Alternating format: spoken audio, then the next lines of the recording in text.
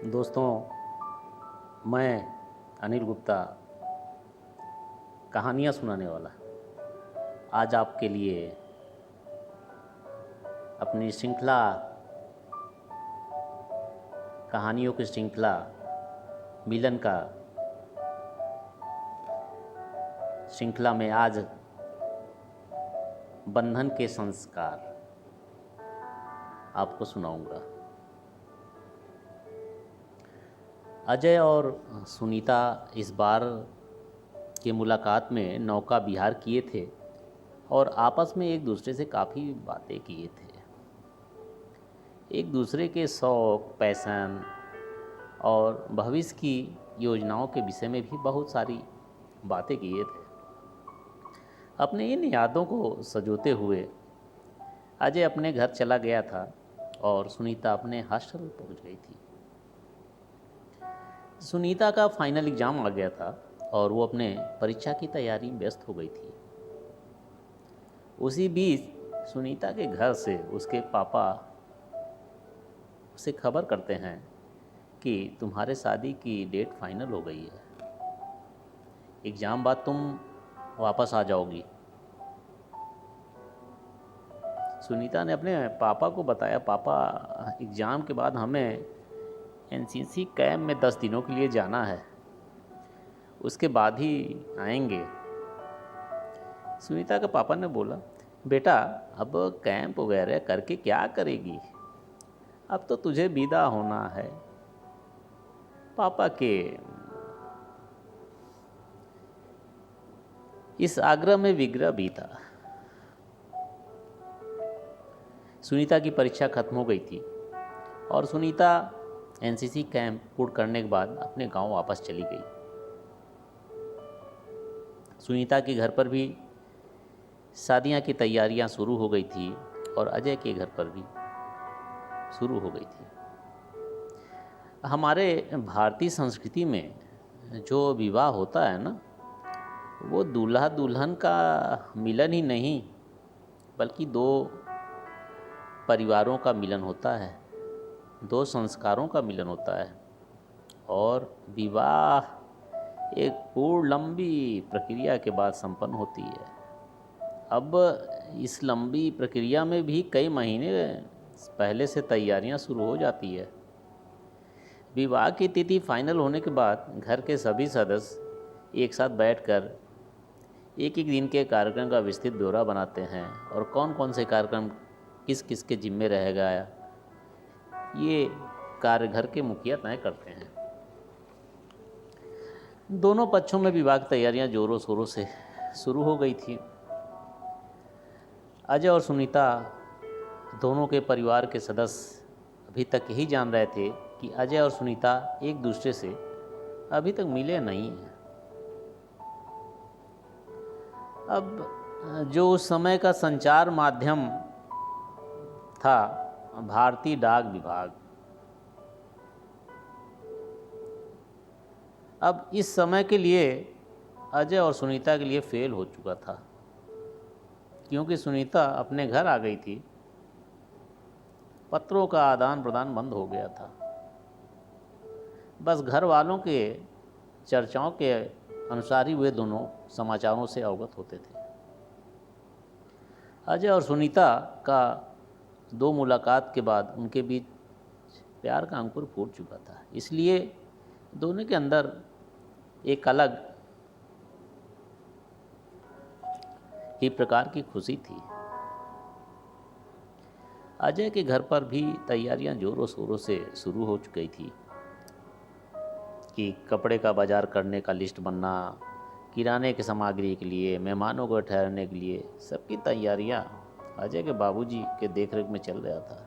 हाँ, कुछ रस्मों के विषय में अजय की माँ, अजय की दादी से राय लेती थी। अरे बुजुर्ग जो ठहरी, अजय की दादी लगभग 85 वर्ष की उम्र की थीं और बड़ी ही अनुभवी थीं। किस रस्म में क्या होता है, उस रस्म में कौन सा गीत गाने हैं, अजय की अम्मा भी बहुत सी रस्में नहीं जान पाती। दादी का विशेषज्ञ राय लिया जाता था। दादी भी काफ़ी खुश रहती थी और कभी कभी कुछ गुनगुनाती रहती थी। पहले शादी की डेट रख देने के पश्चात लगन चढ़ जाता था और घर में किसी न किसी बहाने घर की महिलाएं इकट्ठा होकर कार्य भी करती और समूह में मांगलिक गीत भी गाती। अब नए ज़माने में तो सब कुछ खत्म हो गया। परंपराओं को तो सिर्फ ढोया जा रहा है और अगर विवाह के संस्कारों के गीत गाना हो तो यूट्यूब पर विवाह के गीत टाइप कर दीजिए, यूट्यूब गीत सर्च कर लेगा, नहीं तो फिल्मों गीत लगा दीजिए, ठुमके लगा लीजिए।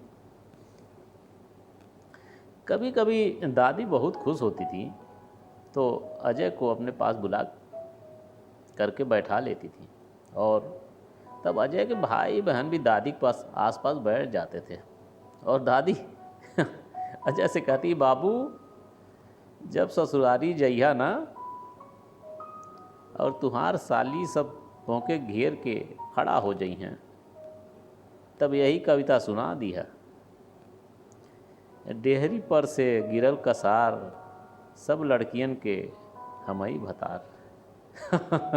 सभी भाई बहन अजय को टाका मार के हंसते थे। अजय की अम्मा बाबूजी भी बैठकर दादी की इन बातों से खूब आनंद लेते थे।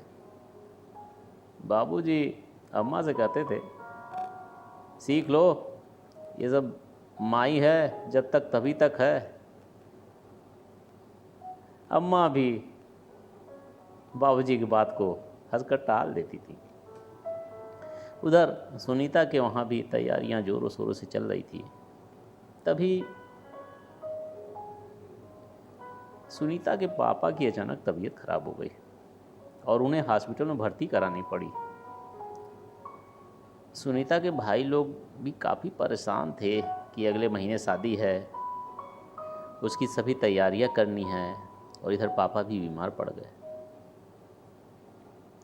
सुनीता के पापा की तबीयत दिनों दिन अच्छा होने लगा और उन्हें डिस्चार्ज कर दिया गया। लेकिन एक हफ्ते बाद पुनः उनकी तबीयत खराब हो गई और उन्हें हॉस्पिटलाइज करवाना पड़ा। इस बार सुनीता के पापा महीनों हॉस्पिटलाइज रहे। उनका स्वास्थ्य काफ़ी बिगड़ता जा रहा था। सुनीता उनकी देखरेख में दिन रात लगी रहती थी। सुनीता के पापा सुनीता को बुलाकर पास बैठाते थे और बोलते थे, तू ही हमारी बेटी नहीं बेटा, बेटा है, बेटा हमारा नाम रोशन करना। सुनीता के आंखों में आंसू आ जाते थे। उसके भाई व्यापार भी देखते थे और पापा की तबीयत को भी देखते थे। तभी एक दिन सुनीता के पापा की तबीयत ज़्यादा खराब हो गई और सुनीता के पापा का स्वर्गवास हो गया। सुनीता काफ़ी रोई कि मैं तो दुराहे पर आ गई।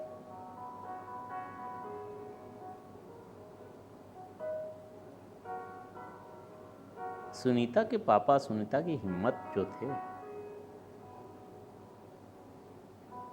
सुनीता के पापा का क्रियाकर्म और 10वां सुरहमा का कार्यक्रम संपन्न हो गया। सुनीता के घर मेहमानों का ढेर लगा था।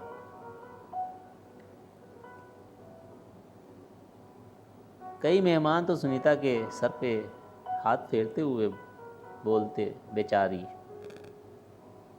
उस समय सुनीता को लगता कि ये ढांढस दे रही हैं या बेचारगी पर हाथ फेर रही हैं। सुनीता के पापा के क्रियाकर्म संपन्न होते ही पुनः सुनीता के विवाह पर चर्चाएं शुरू हो गई। सुनीता तो अब गुमसुम सी हो गई थी। अब उसके गार्जियन उसके बड़े पापा हो गए थे। एक दिन सुनीता के ताऊ ताई ने उसे अपने कमरे में बुलवाया और बोला, बैठो सुनीता, बोलो तुम्हारे पापा तो अब नहीं रहे, अब उनकी जिम्मेदारी हमें निभानी है। तुम अपने होने वाले पति को तो देखी नहीं हो, तुम बताओ तुम्हारी शादी वहाँ किया जाए या नहीं। उस समय तो सुनीता के पैरों तले जमीन खिसक गई और काफ़ी सोच विचार में पड़ गई और फ्लैशबैक में चली गई। मधुर मिलन की मुलाकात, नौका विहार। सुनीता ने कुछ देर चुप रहने के पश्चात बहुत सोच समझ कर जवाब दिया, ताऊ जी, ये शादी हमारे पापा अपने हिसाब से देख कर तय किए थे, इसलिए हमारी शादी पापा की मर्जी वाली ही होगी। उसके ताऊ जी ने पुनः कहा कि सोच लो, एक दिन का समय ले लो, क्योंकि लड़के के पिता का फ़ोन आ रहा है। सुनीता का निर्णय फाइनल था। ताऊ जी पापा वाली ही होगी। खैर, शादी वहीं होनी थी। पुनः शादी की नई तिथि निकाली गई और दोनों परिवारों में नए सिरे से तैयारियां शुरू हो गई। अजय के घर भी पुनः नए सिरे से तैयारियां शुरू हो गई। आसपास की महिलाएं इकट्ठा हो गई थीं और चावल की बोरी खुली हुई थी। चारों तरफ बैठ के औरतें चावल पटक रही थीं और विवाह के गीत गा रही थीं, जिसके लिए अजय की दादी उसको लीड कर रही थी और अजय की भाभी ढोलक की थाप दे रही थी। बड़ा ही मधुर लग रहा था। अजय के भाई बहन बड़े चाव से गीत के बोल सुन रहे थे और आनंद ले रहे थे। अरे अरे सगुनी, अरे अरे सगुनी, सगुन हो उठा तोरा बिना होके ना बिया। ये सब पारंपरिक गीत थे जो दादी के वजह से हो रहा था। हमारे घरेलू परंपराओं के अनुसार शुभ विवाह संस्कार में कई प्रकार की रस्म होती है। उसमें नज़दीकी रिश्तेदारों का भी पार्ट रहता है। मतलब ये कि एक सामाजिक परिवार की मेला होती है जिसमें सभी रिश्तेदार इसका आनंद उठाते हैं। अब अजय और सुनीता दोनों के घरों में विवाह रस्मों की क्रियाकलाप शुरू हो चुकी थी। चकिया, मटकोड़वा, हल्दी मुख्य रूप रस्म होती है जो दोनों पक्षों में होता है। विवाह संपन्न होने के पहले अजय के घर हल्दी की रस्म की तैयारियां चल रही थीं। अजय के नज़दीकी रिश्तेदार आ गए थे और हल्दी के दिन जो भोजन बनता है ना, वो बहुत विशेष होता है। उसे हल्दी का भोजन कहते ही हैं। हल्दी के दिन पंडित जी भी बड़े विधि विधान से हल्दी का रस्म करवाते हैं और सत्यनारायण भगवान का कथा होता है। अच्छा, एक चीज़ तो है, जो हमारी शादियाँ होती हैं उसमें नाउन का भी बड़ा मुख्य अहम भूमिका रहता है। पूरी शादियों को संचालन नाउ और नाउन द्वारा होता है। तो पंडित जी कथा हल्दी कार्यक्रम में कथा कह रहे थे। नाउन जो लगभग 35 साल की रही होगी, वो भी सभी तैयारियां करवा रही थी। चौक वगैरह पूछकर पंडित जी को बोलती है, बाबा आइए आपका आसन लग गया। पंडित जी जो 40 साल के रहे होंगे। पंडित जी और नाव के सभी संस्कारों में चोली दामन का साथ होता है। पंडित जी कथा सुनाना शुरू करते हैं और उसी भी नाउन को ही बोलने लगते हैं। कई बार टोक चुकते हैं कि तुमने वो काम नहीं पूरा किया, ये काम नहीं पूरा किया। नाउन तो उनसे बोली थी, ये पंडित जी बहुत शादी करवाए हैं, समझे। अगर आपको लगता है हम सभी सामग्रियाँ सभी चीज़ नहीं सही करना तो आप ही कर लीजिए। पंडित जी थोड़ा सभी की नज़रों को बचाकर नाउन को तिरछी नज़रों से भी देख लिया करते थे। इसको सभी रिश्तेदार इस क्रिया को देख भी रहे थे कि कथा के साथ साथ रिश्तेदार अब कभी पंडित जी को भी और कभी नाउन को भी चुटकी लेकर खिंचाई करते थे। दोनों की भी जब बात होती थी तो कुटिल मुस्कान से पंडित जी कार्यक्रम करवाने में व्यस्त हो जाते थे। हल्दी का रस खत्म हो गई थी, सभी लोग हल्दी का भोजन वगैरह खा लिए थे। तभी सुनीता की दीदी का गांव से फ़ोन आ जाता है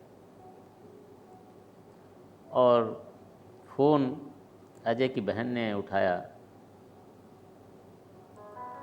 दोनों तरफ से हल्दी के कार्यक्रम के विषय में बातें हो रही थी और बारात की क्या तैयारियां हो रही, बहुत सी इस तरह की बातें कर रही थी। अजय भी फ़ोन के पास ही जाकर बैठ गया था। अजय की बहन सुनीता से भी बात कर रही थी और उनके तैयारियों के विषय में भी पूछ रही थी। अजय की बहन ने अजय को छेड़ते हुए बोली, भैया लो बात कर लो भाभी से। उधर सुनीता से भी बोलती है, भाभी भैया से बात करेंगी। लेकिन हिम्मत दोनों में नहीं हो रहा था कि दूरभाष पर बात करें। दुभाषिया के ही सहारे दोनों ने एक दूसरे का हालचाल जान लिया।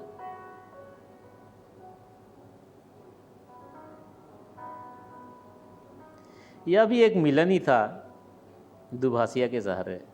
दोस्तों, आज की कहानी बंधन के संस्कार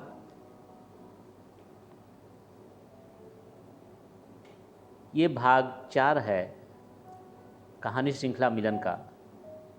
इसमें लेखक ने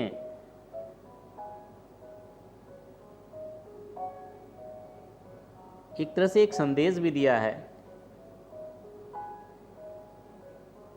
कि जो विवाह बंधन होता है, संस्कार होता है, उसको देखते हुए ही समाज की इज्जत, परिवार की इज्जत,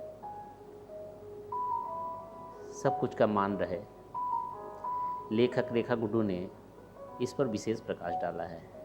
दोस्तों, आज की यही कहानी थी।